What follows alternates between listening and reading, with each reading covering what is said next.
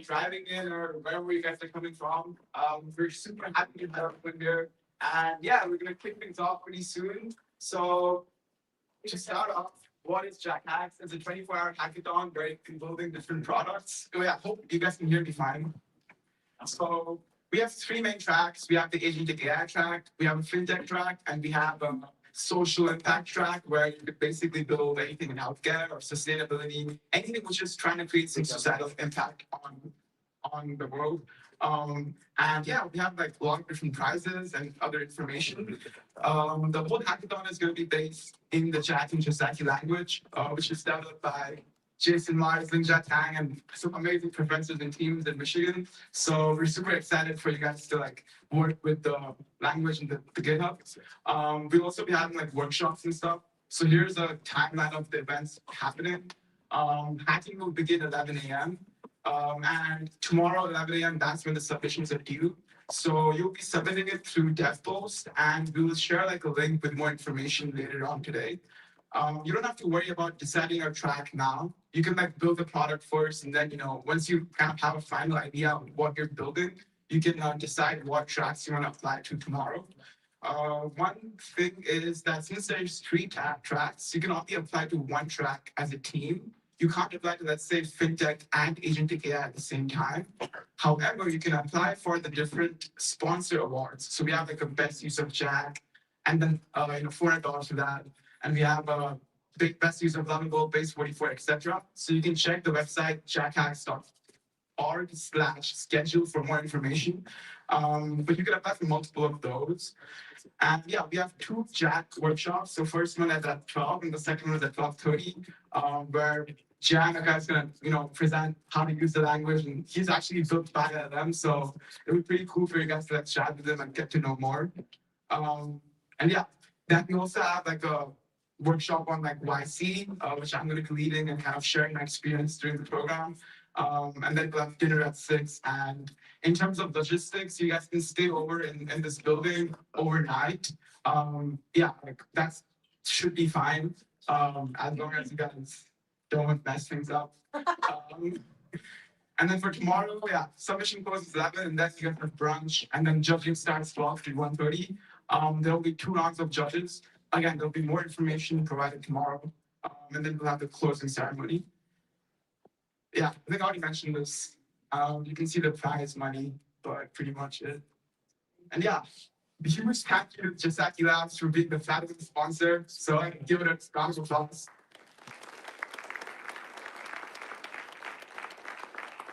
And then we have base 44, which is a full stack AI builder as well, and they're our global sponsor. These are some of our other partners. So WAP is basically like an AI financial API. They also have a community platform. Yeah, you can reach out to them on WAP.com/payments. WIP is actually providing coffee powders so that you don't get tired by hacking. And then Backboard is doing like AI backend infrastructure. So they also have the API. You can check it out. More information on this is on the website for like specific prizes these sponsors are giving. And these are some of the other supporters we have. Lovable also has sent out free credits for everyone at the event. I made a post about it on the announcements page. So yeah, you can check that out. And now let's welcome Professor Jason Mars for his beautiful talk. All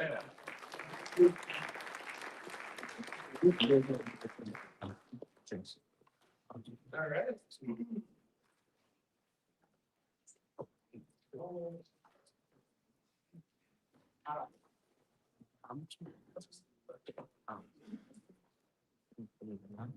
No, but yeah.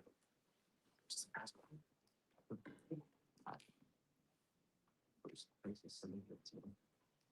It's like 10 tracks involved. Let's see how much was multiple tracks. Oh, yeah. Yeah. Also, yeah, not out of.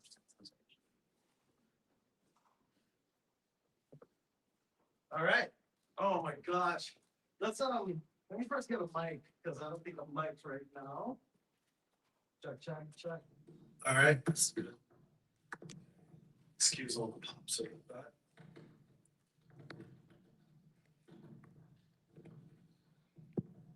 All right. Welcome.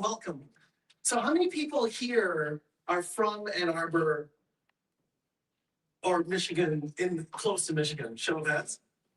Awesome. How many folks came from further out than the Ann Arbor area? That's awesome. So welcome to Michigan. It's an absolute delight to have you spend some time with us, this 24 hours with us, to participate in innovation and building something on the absolute cutting edge. But I wanted to talk a little bit about this Jaseci Jack story. Like, why is it happening? What's happening in the market right now that calls for a disruptive technology that allows us to build more effectively? Like, what's going on? So I wanted to start this talk. Actually, very recently, I was giving a talk about AI in education. And he's actually in the audience right now. Raise your hand. So one of the members of that just showed up at the talk said, you know, I was like, I heard about this talk. I saw there was some TEDx talk that you gave like years and years ago. And he was like, after I saw the talk, I just had to see what the heck is going on. I had to come hear you speak. Because during this talk, I made a prediction. And this is in 2019. And my prediction, and you can see a glimpse of it on the slide there, is that the way that conversational AI and AI should work, we have to up our game, right? We have to aspire for a human level, human in the room interaction experience. And this was in a time when we had Siri and Alexa. You remember? Set a timer in 10 minutes or turn the lights on type of rules-based AI. And that was what the market had. That's what Apple released to hundreds of millions of their customers. It didn't work. We didn't have that AI inflection moment. And so I was talking about what we were working on to produce that moment. Of course, we didn't have as much money as OpenAI, so we weren't able to achieve it at the time. But I thought I could open with that. And then in 2021, I wrote a piece for Forbes magazine. And in this piece, I talked a bit about this idea, right, of how we should be building software in the AI era. And the idea, I called it at the time collective intelligence, where we should see those systems really functioning like ants in an ant colony, where they would be modular and individual neural units working together to solve a problem. Later in the article, I described these as robots or ants, and then, you know, they have a modular system. They can be walkers walking around your data and then collaborating at the end to solve your problem. And that was the tenet of the Jaseci idea. And then in 2022, we had the OpenAI ChatGPT moment, right?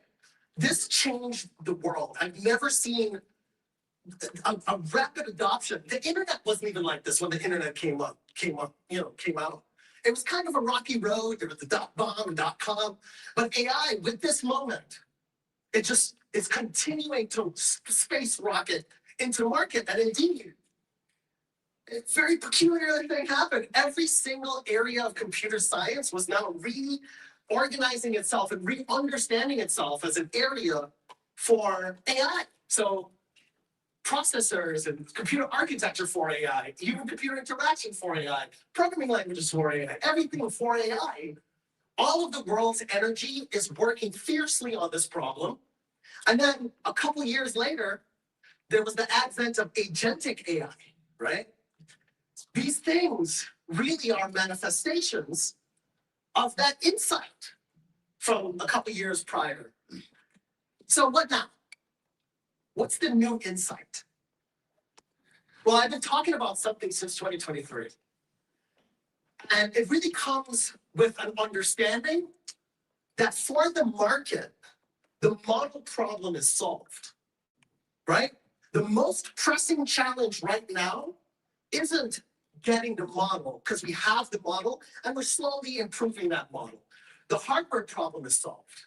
But I make the case that we haven't invented how we build software in this era. So we're going to be talking about that. But there's a couple interesting things I hope to achieve by the end of this talk. 3 things in particular. Number 1, NVIDIA, OpenAI, and Anthropic, they're already cooked. They're done. And they don't know it yet. So I'm going to make an argument for why I make that crazy claim. The way that we and AI, because the AI has the same tools that we have to build software, the way that we're building software is already dead, right? It's on borrowed time. And so hopefully I'll convince you of that by the end of this talk. And the last piece is there's a new era of how we can build software that's available today, right? So I want to leave you with these questions, these claims, and convince you or not convince you, it doesn't matter. I think these are the questions that you take with you as you move through the world moving forward. So let's start with a couple trends, okay?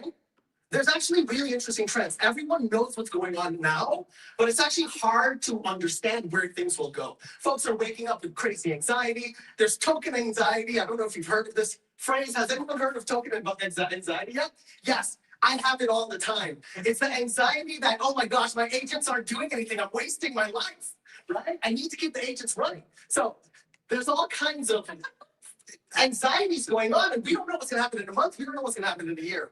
But there's three trends that I think we should pay attention to. And this is going to help us structure where we are now, right? Let's re-understand where we are now. So one of the important trends is this is how many, many people understand agentic AI today. This is what people think is real, right?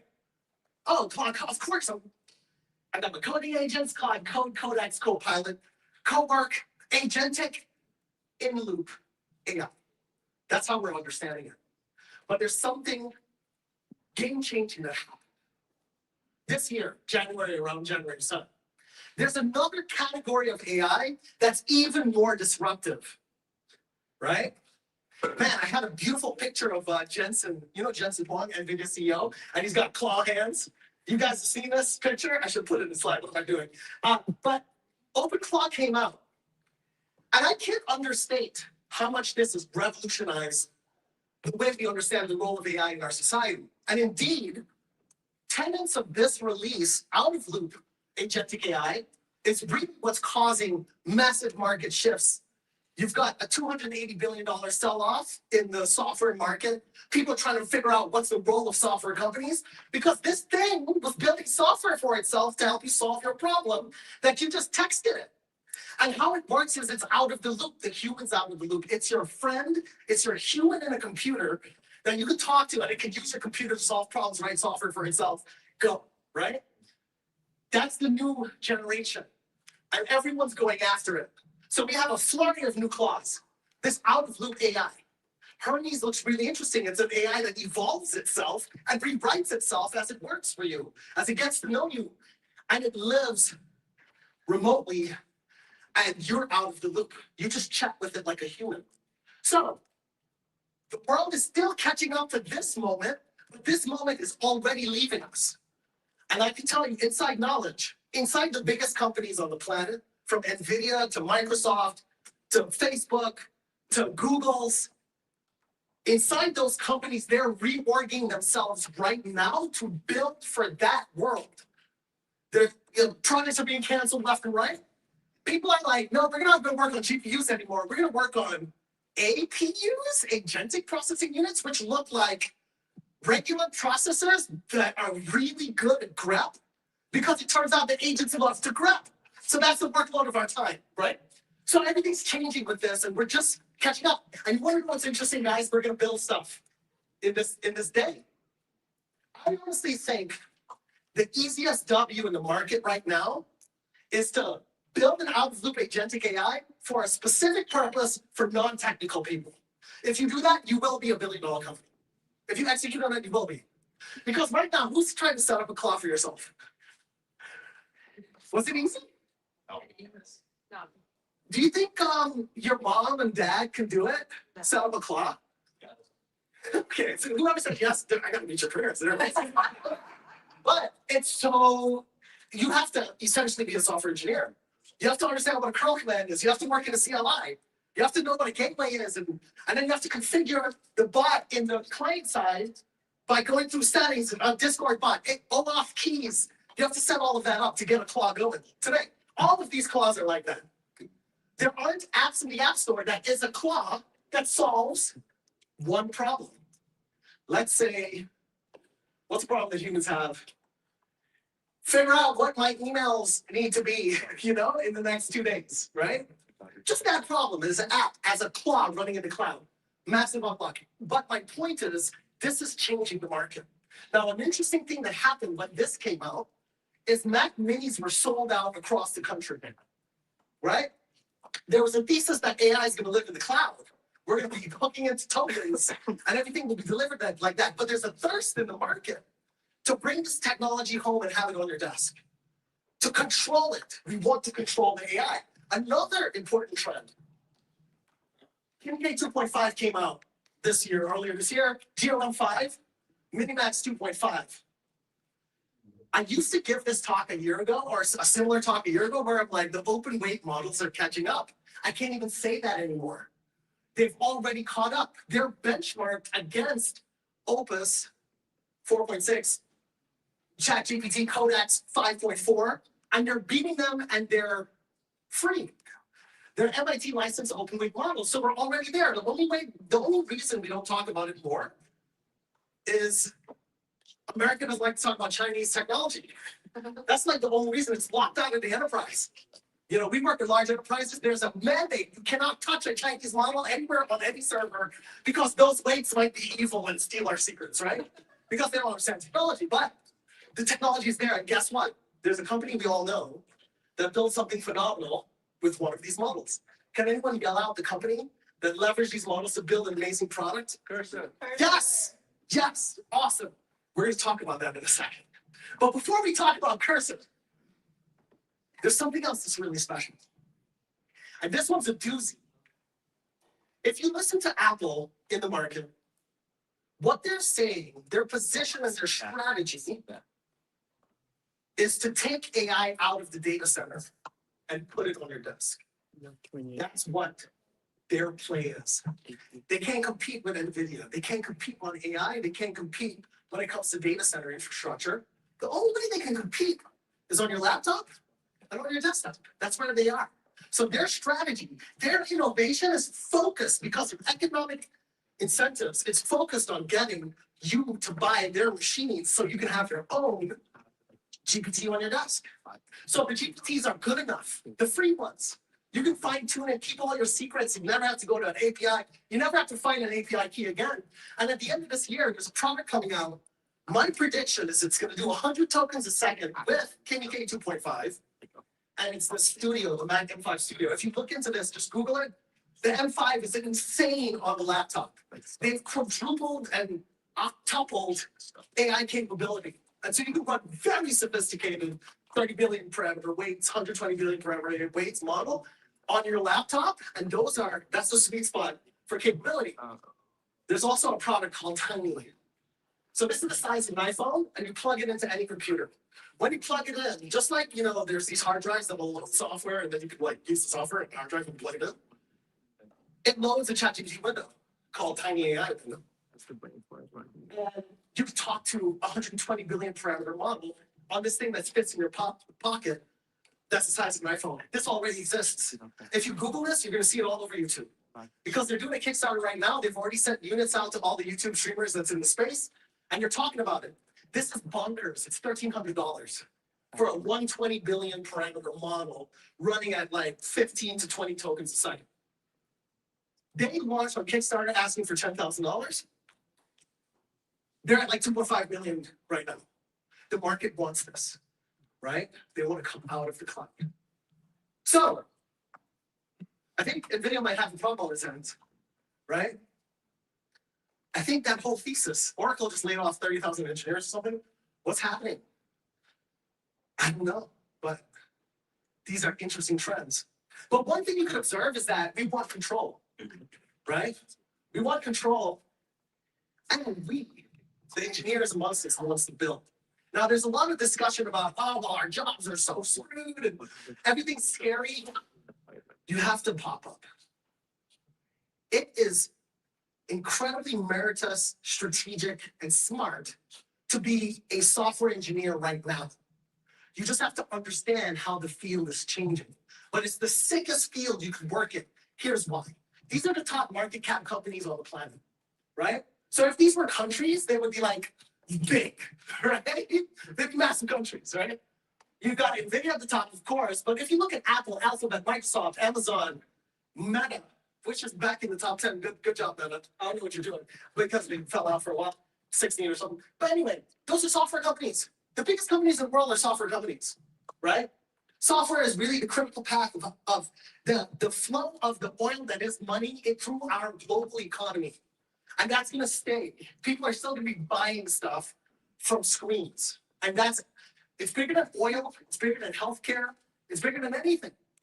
We just have to understand how that field is going to continue to run. So we want to know how we build software into the future. And that's where we have a little problem. Okay, what's this problem? Well, if you look at how we build software, the most popular languages on the planet is Python and JavaScript. We know this, right? All right, it's interesting. When was Python invented? 1989. Okay, that's interesting. When was Java and JavaScript invented? Early 1990s. So the stuff that we're using to build software today it's from an era that looks nothing like the era we live in today. There's been massive stagnation. This was before the internet, guys. There wasn't even internet. There were no cell phones back then. Right? I don't know. Were laptops invented in 1989? No, well, the computer came out in 87. No, 77 and 80. So it was like 7 years after the PC came to the fore.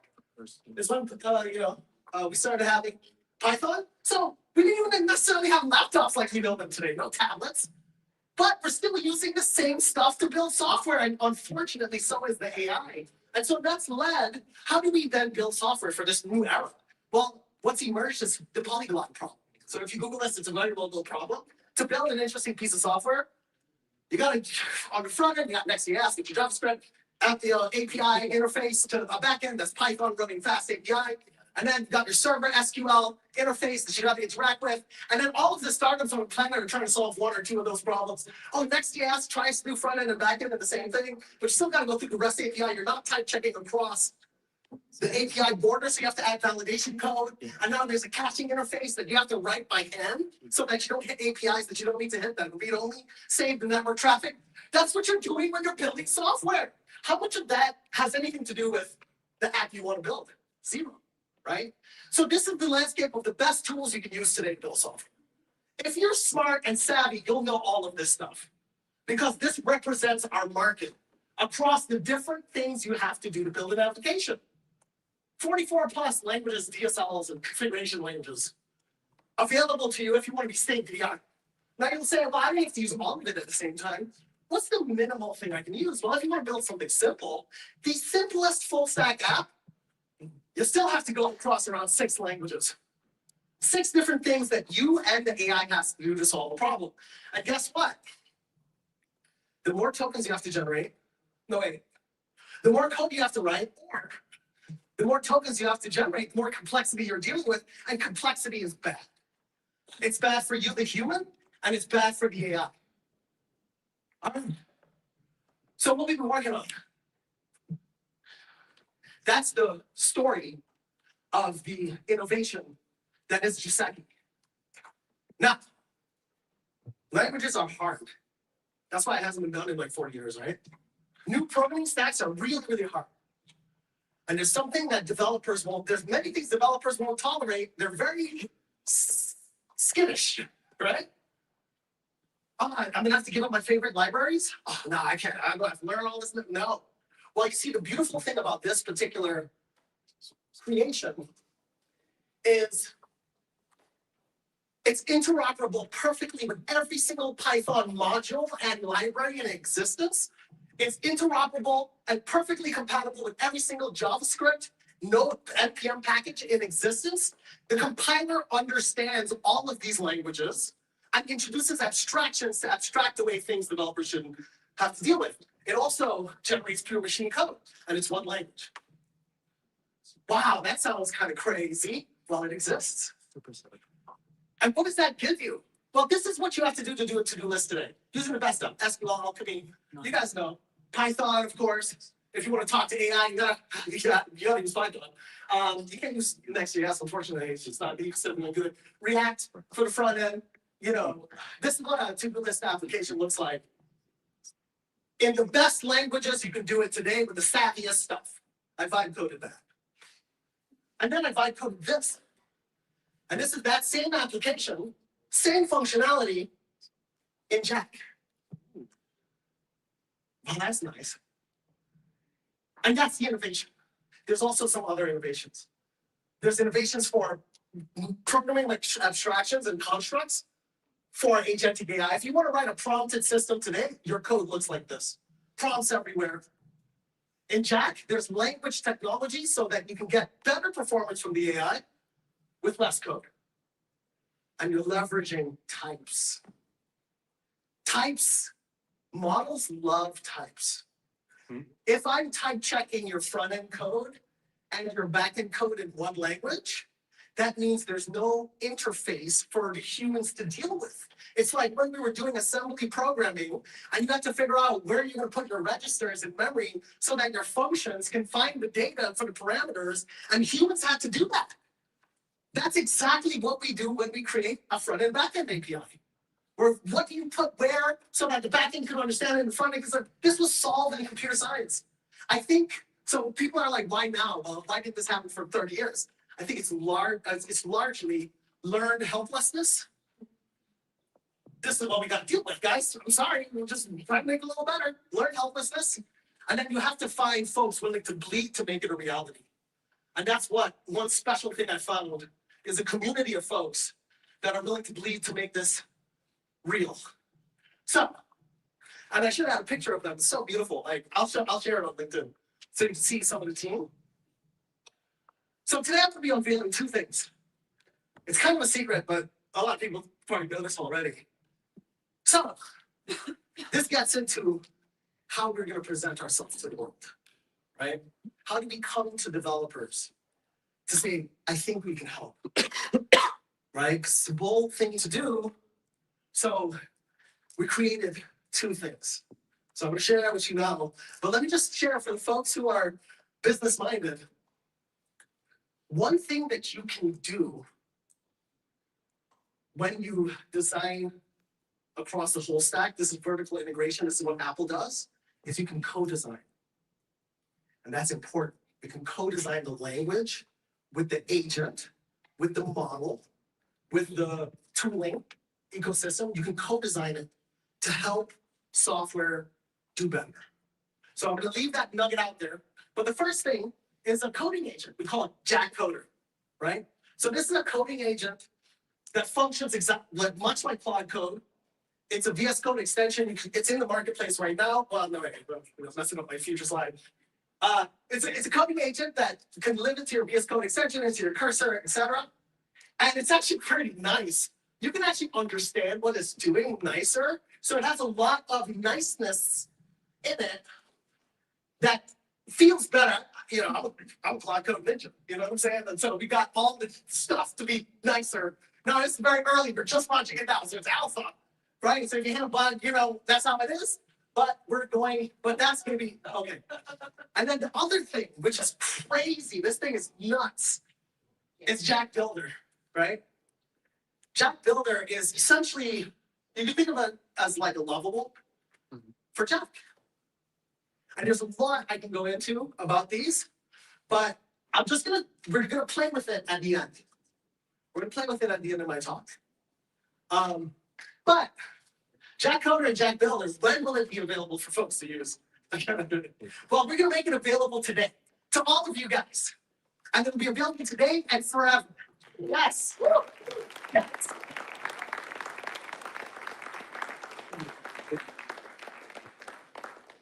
And it'll be linked here. But let me talk about one more thing. I was going to demo now, but I think we're in a good flow. I'll demo at the end. Let's talk about one more thing. We were talking about those three statements. Oh, OpenAI and Anthropic is cooked. Let's talk about why they're cooked.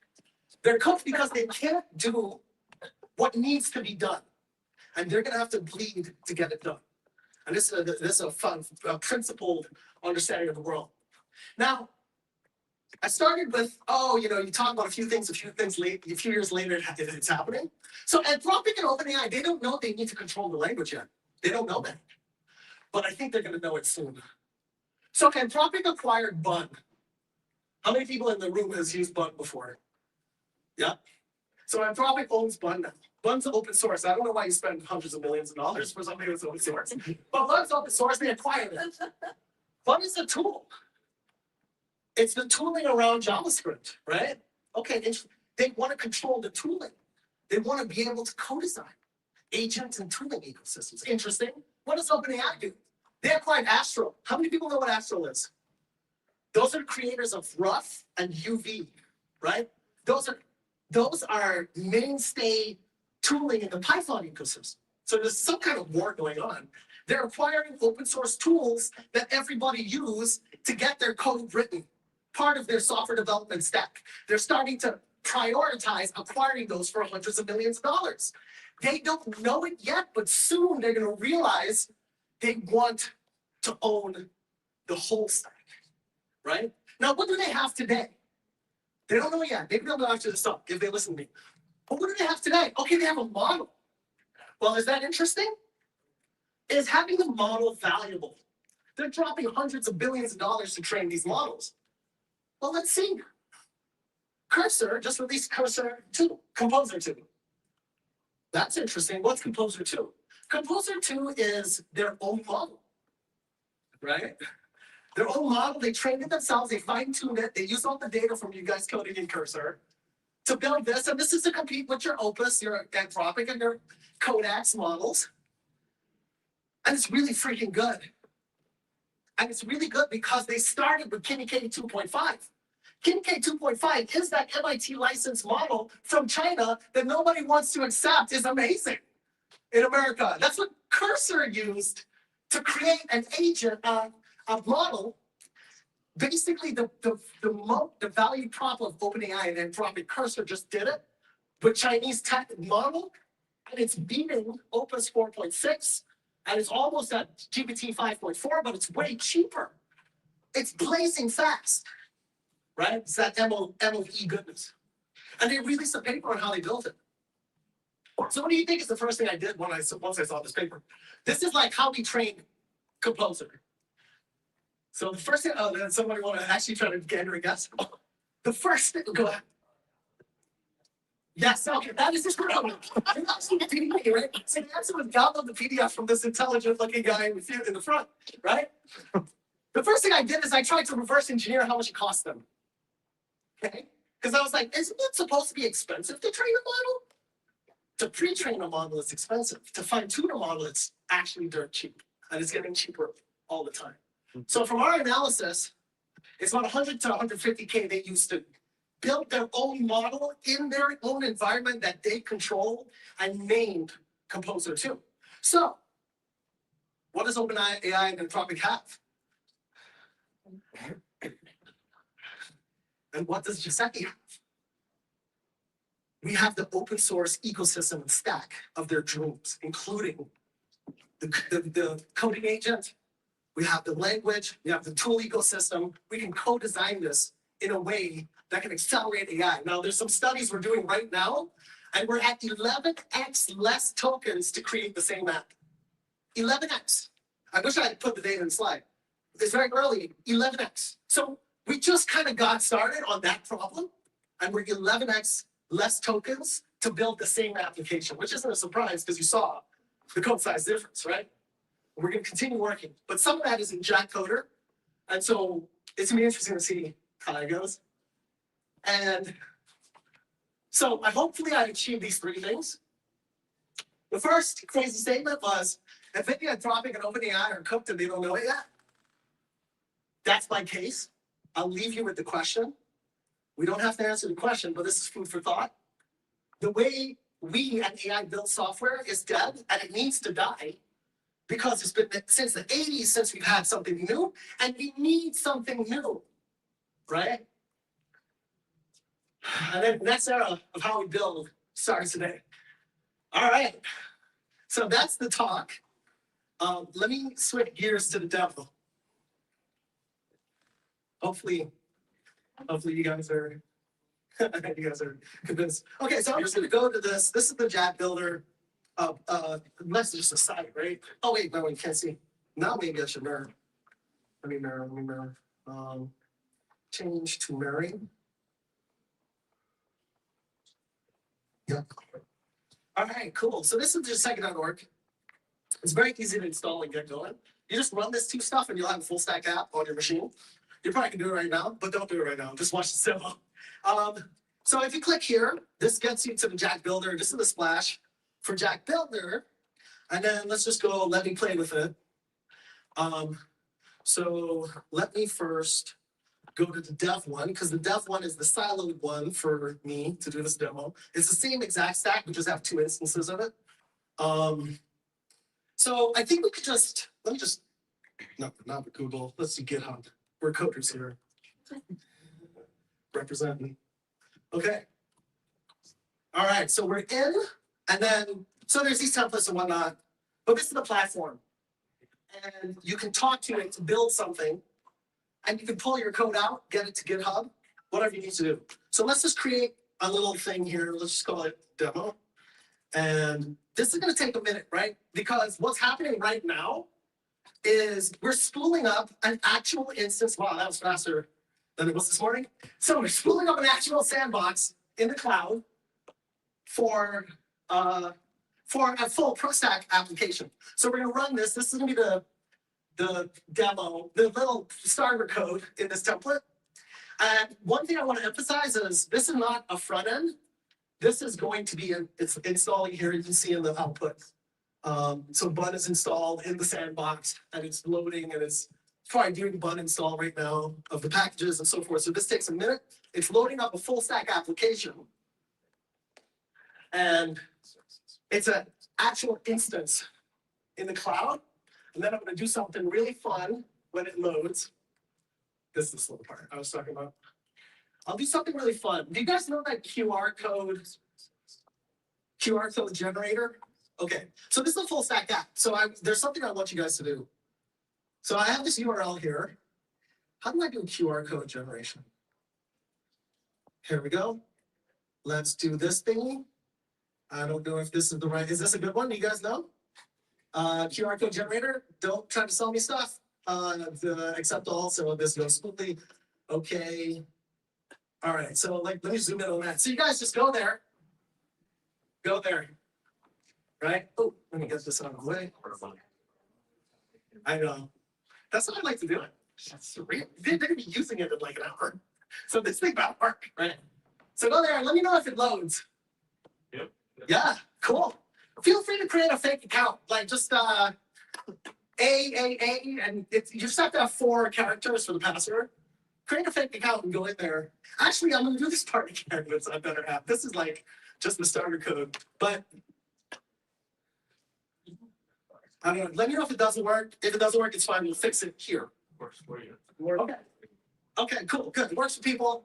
So now, wait, so what's happening now is you guys are all logging in to a sandbox of like an app that this is actually building right now, right? And so, okay, cool, but let's change it up.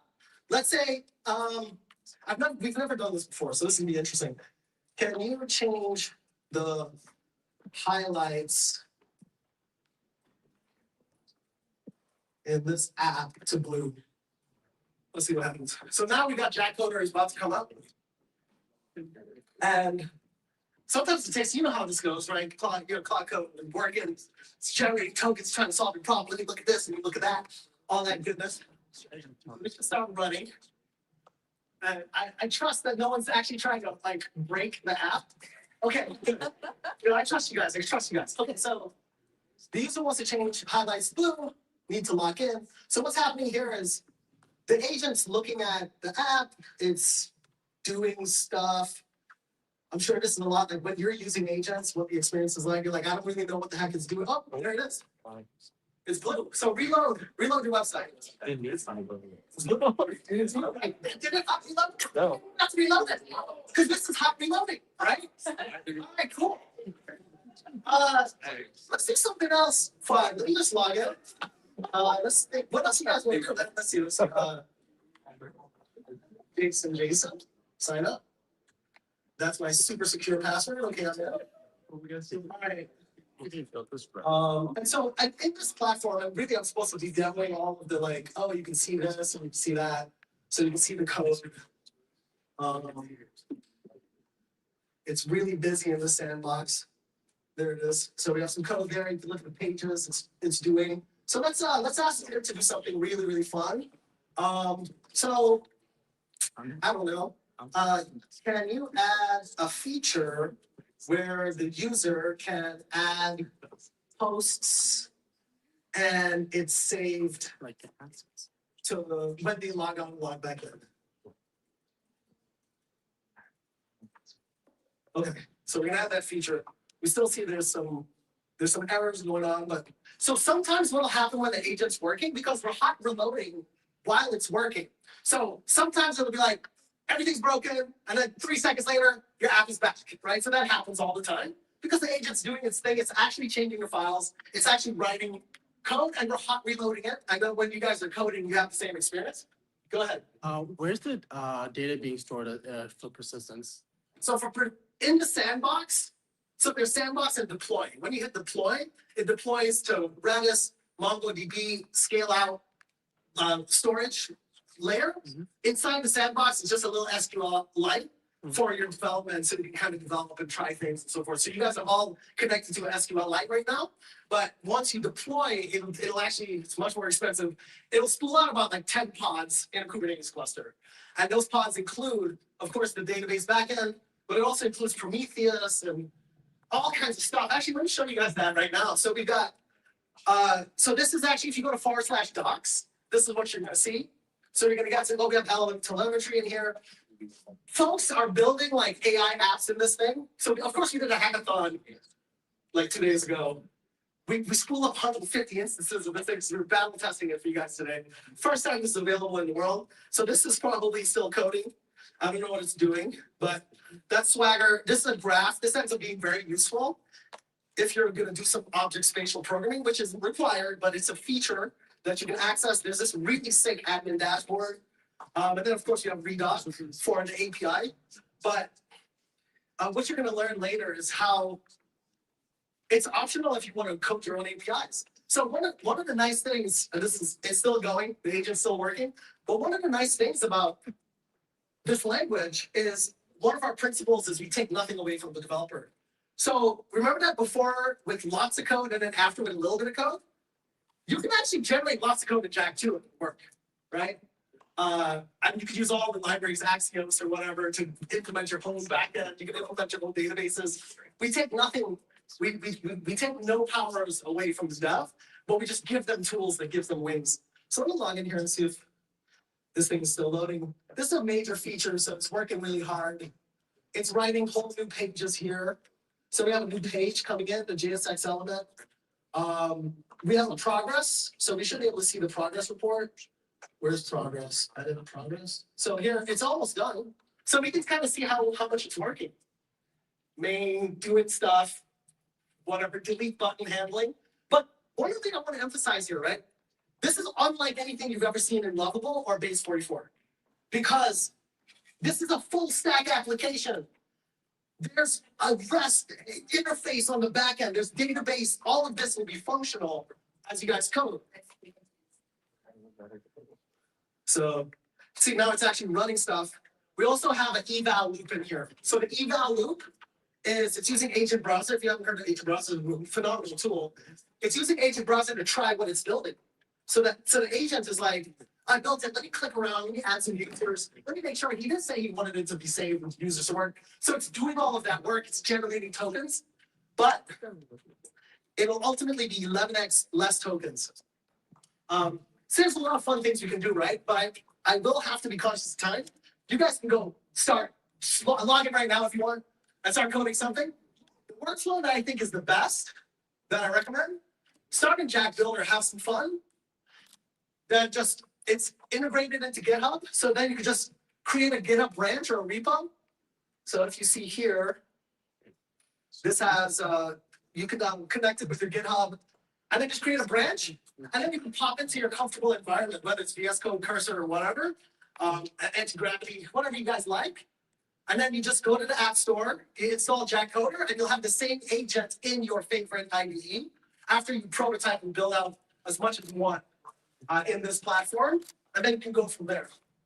And so there's like a whole list of features I didn't get to cover. You know, you ask around, we all know kind of what's going on. Lots of us knows about, there's PWA for progressive web apps. So you can have a very nice PWA experience that will run on mobile and like native. There's just a long list of features, right? So anyway, so that's the demo. Thank you guys all. Hopefully I at least opened up the aperture of curiosity for you guys as it relates to these questions.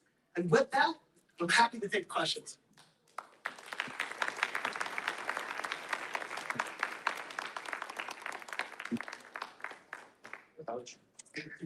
Oh yeah, question. Thank you, first of all, Mark. That was really great information. Awesome. I guess my question, so I started learning coding on like a Linux server with PHP. So I get the whole, you need to, I waste more time doing that than actually coding. But how do you kind of see as we continue to abstract, I find that solving problems becomes more challenging when you have a lot more abstractors. I guess, what's your thoughts on how you avoid that? Yeah. So this is a very good question. So the question was, yeah, you know, like as you increase the layers of abstractions, things get actually really complicated and challenging. How are we going to develop in this ecosystem in general as it relates to that? At the end of the day, guys, I have a very optimistic view that there are points where you're going to be architecting software at a level where you're going to have to understand the code, understand the software. As you have complexity and you have things that needs to be maintained, we're going to have to be actually controlling the implementation. Now, the thing is, what are the tools that are going to be relevant to controlling the implementation?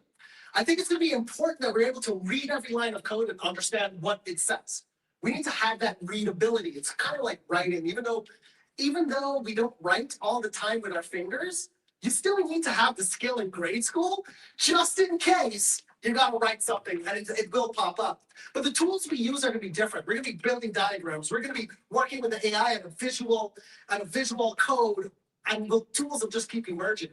Now, as a design principle, we've been super thoughtful about that in the language. And so there's a doc I'm happy to share with you. It's on the documentation around the separation of the implementations from the interface, right? So we have a very clever way, you know, when you're in Python and you have a big module and you're scrolling, you see all the nitty-gritty code and the interface at the same time. That's broken, right? It's like, what are all the functions? What are all the methods in this class? Oh, well, let me try to compress it, and it's just awkward. So we actually have some design pieces that accelerate that. But it's an important question, and I think what we're going to be innovating on is the tooling to do that kind of work. Yeah, the question is more about the security part of it. Like we are, the security part of it. We are like building on the fly. We don't know like what it is back and talking and how it is generating the code and what is going inside.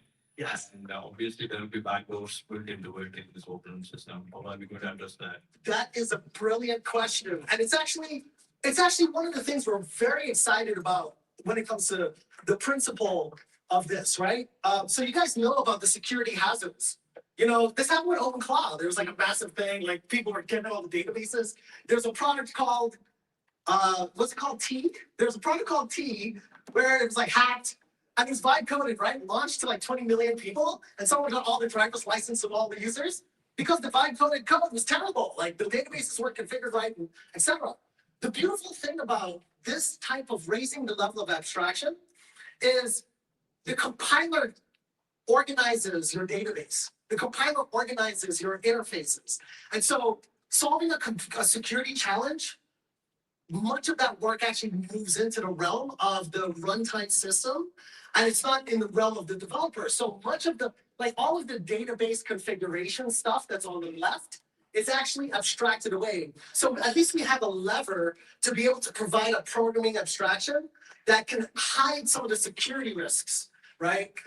This is very similar to like buffer overflow attacks in Java, right? In C, you can have these buffer overflow attacks because you got to control your arrays in the language. But as soon as that abstraction came in, that buffers are arrays are checked at runtime. Now that's a whole class of security things go away. So we have some advantages there. But I think this is one of the biggest challenges. If you give more problems to humans and AI, there's more opportunity for them to make mistakes. And so that's our vision for security, which I think is important. I like it. Yeah, go for it. Yeah.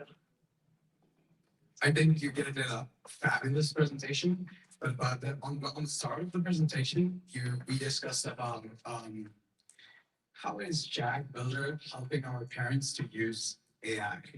Can you answer that for me? That's a great question. And you know what? I'm going to tell you guys a secret. I'll tell you guys, you know how I like to share. Everybody knows me knows I like to share. I'll tell you that secret. We haven't thought about business model or monetization or anything like that yet. We just want to create an awesome technology. And then we'll figure that out.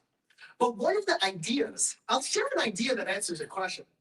There's actually a community of non-technical, non-engineers that's writing software.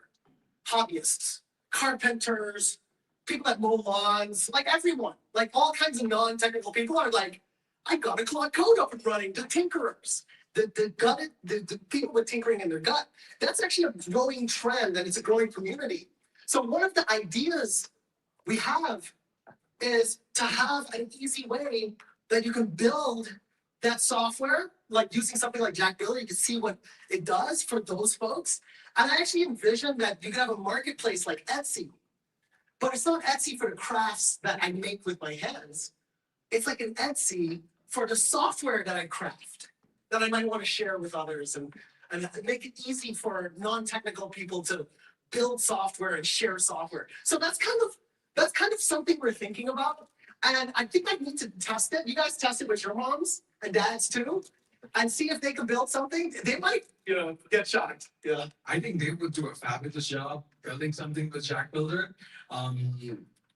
If there could be a section where it's just telling you like a story, because if it's a non-technical side, they won't understand what is happening in the background from it. But if it's just explaining like a story, like a storyteller, then it will be fabulous. Let's go.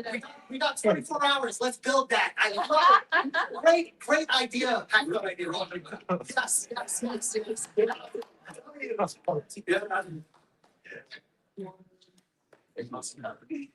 I guess we'll take 2 more questions. Yeah. Thank you for the presentation again. So I think the question that I had was, so right now we can use this like platform to like build new apps, but what about existing apps that we want to like migrate into this platform? So how easy would that integration be? And yeah. Yes, very, very good question. So this language is it's nimble. Actually, to tell you the truth, it started with being completely extensible in Python. So the way it works is once you pip install the Python package, Python recognizes Jack modules. So you can have like 100,000 lines in Python and one module in Jack that uses some features you like. And then you just import it like a Python module. Because the import system, Python's so amazing. It has this PEP 405 or something that allows you to improve the import system so that it can recognize new things. And so Python is trivial to intermix and interoperate. When it comes at the architectural level of an application, you could decide I'm going to redo the front end first and then leave my back end. And so you're still going to import your Axios or whatever to do your API, whatever. But you can rewrite it in the language, and then you can also rewrite the back end, and then you'll have about the same amount of code because it's really expressing the same complexity. And then you can ask the AI, now take advantage of Jack's features to get rid of all this complexity. And then it can refactor it out. So there's a couple different techniques that you could use for kind of adopting just a little bit, which is very easy in Python to extend your Python. And then you can actually architecturally adopt it in modules if you wanted to migrate to it. But, it's, you don't have, well, so if you're excited about letters, you want to change your whole app to Jack, then, I think that's great. But also, when you think about that next feature, when you think about that next component, you can think about implementing that component and feature in Jack. And so there's a lot of ways you can do that and some docs on it. Yeah. Jack Builder, Jack Builder honestly reminds me a lot about Lovable. I was wondering what's the differentiating thing from Jack Builder and Lovable? Yeah, 100%. So how many people in the room has used Lovable? Awesome, good. So you're gonna know exactly what I'm talking about. So when you're at Lovable, you can have a pretty good experience creating a front end, right? If you have a beautiful front end, you work with it, it gives you templates, you create a front end. The minute you export that front end and bring it into your own environment to run it, it's not gonna run. Right? It's actually gonna be a pain in the butt to get it to run properly. And then you're gonna see all these files. It's like, what are these files doing? I don't even understand this file. It's like some random, wait, this file isn't even necessary. Like this is just junk files. So you're gonna have a lot of slop, right? And it's only front end. That problem goes away. So you end up having a code base that you can understand. It's coherent. There's no slop files, and it's just wielding it is a better experience. And then we have a very simple homogenized. This is what's happening in the cloud, and this is what's going to happen on your computer. So in the cloud, it's just running jackstar -- prod or something. And so once you export it and you just run the install script, you can run the same app. And it's the same stack, right? So when you control the whole stack, you can homogenize all of the infrastructure. And so it's full stack apps. The short version is full stack apps co-designed. You can build it in Builder. And then you don't like no slop and no mess and no polyglot in your folder that you can just run and it's reliably running. So those are some of the kind of concrete experiential features that you get. Yeah, thank Yeah. And then let me know if I'm wrong, dude. Like just hit me up. Yeah, go ahead. Yeah. Oh, I got one more because that hand went up really quick. We can do it after too. So, So I have a question in particular about the by LLM function in the docs. Yeah. So I see the idea is to abstract some of the implementation away out of the developer and give it to the AI, right? Right. But when you call the by LLM function, its implementation is going to be decided by the compiler, right? Yeah. So my question is, how much is being abstracted to the compiler? And how much information it's the developer losing from that, right? Because like when I call my own LLM call, I know exactly word for word what is going into the LLM. So I know what the output could be. If something goes wrong, I can debug it. But with this, it's kind of like a black box almost. Yeah, no, right. I totally hear you. Totally hear you. And this is some of the trade-off, right? So like this kind of shows you a little bit of the trade-off here. Okay, so I'll use this one. There's better ones. I'm just using this one because it's really fast. Brilliant question. So typically with abstractions, you end up losing some control, right? But that's a thing about abstractions. However, what are the key functions you need? Well, it turns out that there's a lot of semantic richness in the code. When we write programs, we write it so our buddy can read it and know the intent of the program. And compilers also have a representation of the program. And so if you have a code, like a program that's readable, what can be extracted by the compiler semantically to get the model to do the right thing? So we want to take all of that automated stuff, but we also want to be able to give you the power to add more information. And so we have this notion of a semantic string. So it's a sem keyword. So if you wanted to annotate a variable, there's a really beautiful example that's better than this, where it's like, there's like the amount of money, and then you have a sem string for that field of the class where it's like sem myclass.money, and then it's in Canadian currency, right? So you might actually want to not just leave it up to the model because it'll give you American currency. You might want Canadian currency. So it's through these sem strings that you can, as much or as little as you need, add the semantic richness that you need to get the model to do the right thing. Sometimes we've seen people just use sem strings to put prompts, and we're like, it's probably overkill. And then we'll be like, well, I cut your 500 lines to one line, and it's actually performing just like much better. And so there's a little bit of a learning curve as to how you use that semantic enrichment, is what we call it. But that's actually what we provide as an abstraction. So we can take advantage of the automated stuff that's already in your code. If your buddy can read your code and understand the intent, a model probably could too, right? Yeah. Could you ever see the implementation of it, right? Or is that entirely just a black box? Because sometimes when I prompt, like ChatGPT, DeepSeek, and I like say don't do something, it will do that for some reason. No, it's one of the biggest challenges actually, and this is something that I probably try to fix with their skills and all that. Yeah, I mean, so that's a holy grail challenge, and yeah, sometimes there's levels of complexity where you know struggles, and then it changes from model to model, like how they behave and what they're capable of. One nice thing is, of course, exceptional behavior you can handle as exceptions, and then you get all of the prompts that actually went to the model. So of course we have tools like that, but yeah, that's a holy grail, right? Like getting them all to do the right thing. The cool thing is you have types here, so you'll always saturate with this by call for memory details. You're always going to be filling who, what, when, and where. So there's rails actually in your code that can control like what the model can give you, and so that gives you some interesting new types of guardrails because you can mix symbolic code with AI stuff, yeah, in a different way. It's like if some code say, Yeah, exactly right. So thank you guys so much. There's wonderful questions. Yeah. I'm just gonna say something logistics. So I'll get you after. It's not your mother. it's a great questions. I just want to mention that at 12, so it's lunchtime after this. At 12, we're doing a Jack intro workshop. So there's a lot of things that we didn't mention in terms of how we actually enable this full stack in development because the Jack language can automatically do deployments of database setup and configurations for you. And so if you want to know how to use Jack Builder, Jack Coder, Cloud Code with actually Jack language or the compatibility of the language and the features, please come to the 12 o'clock workshop. If you're interested in agentic AI, Slack biology, that's implemented from engineering, graphics, workflow, come to the 12. Agentic AI workshop. Okay. Yes, and Jesus is gonna lead I get more concentrated because that's Jack intro workshop in terms of installation. so let's again, remember we asked it to let you guys make posts and it'll say how do I know what check it again. Check it again. It looks like it didn't. Probably her chips. Oh, something long. Yeah. Awesome.